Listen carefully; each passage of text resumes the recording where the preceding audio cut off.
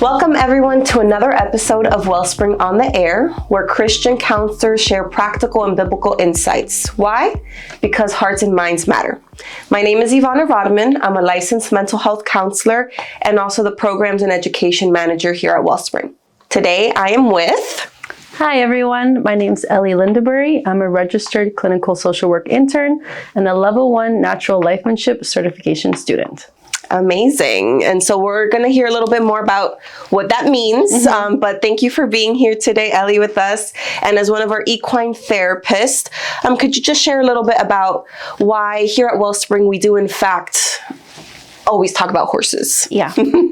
So the reason that we love talking about horses is because they offer something that's uniquely powerful in the healing process.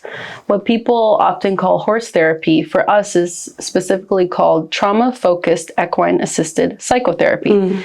And so what that means is we're engaging the horse as equal partners and we're forming a connection. And the connection is where the healing comes from. Similarly to when you meet with your therapist, your connection is vital to your healing.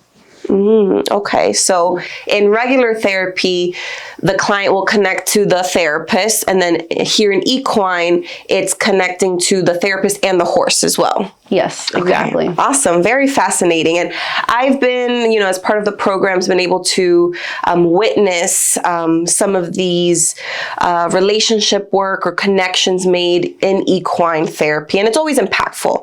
So I'm curious, and I'm sure many of our participants and interested clients are as well, why horses, right? Why not an animal like a dog or a cat, for instance?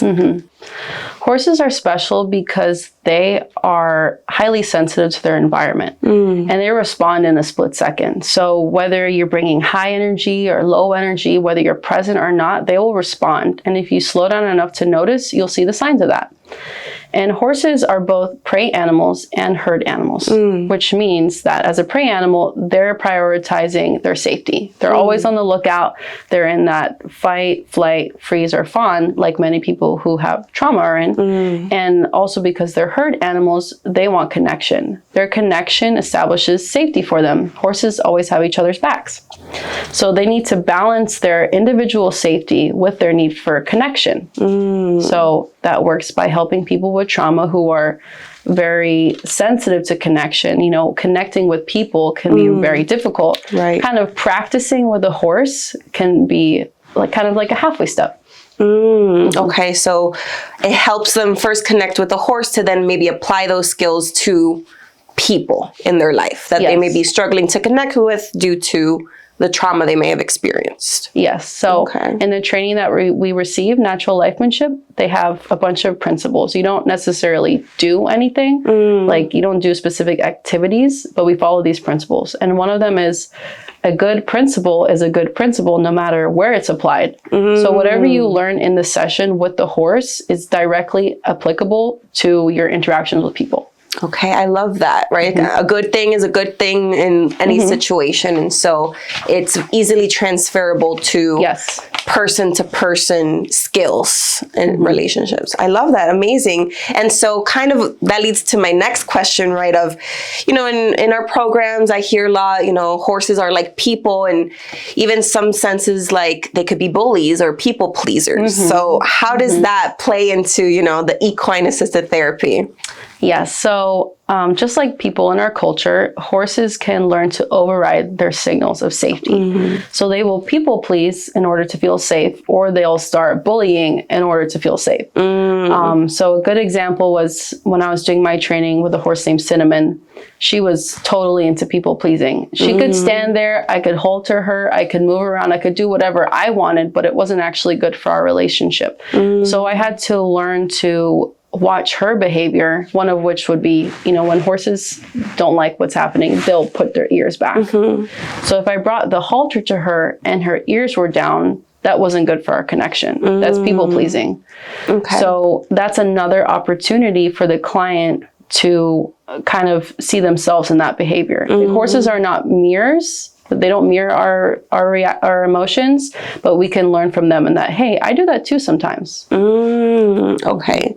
So it doesn't help them just relate to other people, but kind of build self-awareness for themselves. Yes. And for those around them. Ooh, very cool. Very interesting. It's so amazing, right? How you can work with such an animal and like learn so much about yourself and also other people. So it's very unique, a very unique type of therapy, it sounds like. And so now that we know, the why horses, I'm sure others are curious though, like what does that look like practically in a session, right? Say someone calls, they're interested, what should they expect when they go?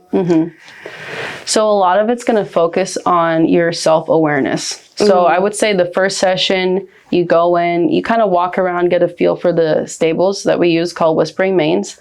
Notice in your body, are you feeling excited? Are you feeling nervous? Maybe you don't care. Maybe someone's making you do this and you don't really want to be there. We get a whole range of clients coming in, and so when you start working with the horse, we're focusing on applying pressure. So what that practically looks like is you're in the paddock or in the round pen, which is an outside area where the horse kind of lives. And you go to their hindquarters and you direct your energy to them. And that's kind of like if I was to come up to you and say, hey, can I shake your hand? And you could either turn away and completely ignore me. You could say, whoa, that's way too close and back up. So we're learning about choice. So when we are asking for connection, we're requesting connection from the horse, they're free to react however they want. And then that reaction, we're going to focus back on ourselves. How does that make me feel? Have there been other times where people have, I've reached out to someone and they didn't like that. How did that make me feel?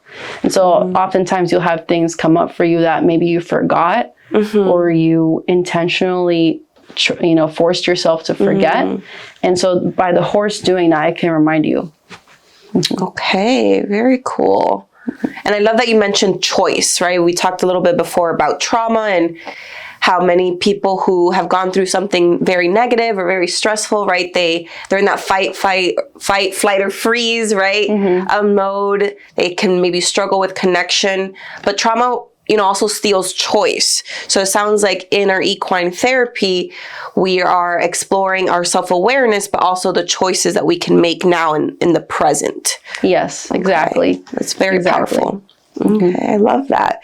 And so, thank you for sharing some insight into what it practically looks like, right? I'm sure many are curious. And just knowing that it's, safe for the client, right? Safe for the horse, for the therapist. Even I know there's an equine specialist, right? That's present. So can you just tell me a little bit more about like what their role is, how you guys work together and, the client, the horse, just a little bit more? Yeah. So I would say we're a team of 4. There's the client, there's the therapist who's watching the client and the horse. There's obviously the horse who's watching the client. And then they're called an equine professional. And they're there for safety and they're watching the horse. Okay. So it's important for them to be very calm because they're practicing co-regulation with the horse. So that's how we keep everyone safe. Okay. Oh, a good team there. Team effort. I love that.